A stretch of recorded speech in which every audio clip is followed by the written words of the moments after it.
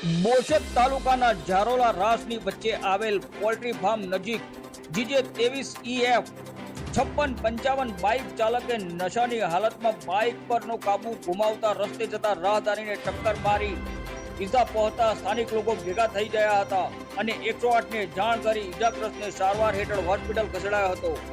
નશામાં હોવા છતાં તેની પાસેથી વિદેશી દારૂની બોટલ પણ મળી આવી હતી એવું લોકો દ્વારા જાણવા મળ્યું છે। રિપોર્ટર ભગવત ભટ્ટ, આણંદ।